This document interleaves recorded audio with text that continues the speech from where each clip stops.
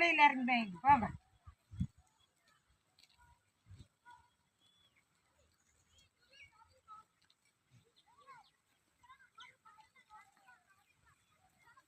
கடாய் வேற கடாய் வாங்கி இது இல்லை சாமி, இதுலயே நின்ன கடாய் இது இருக்குது.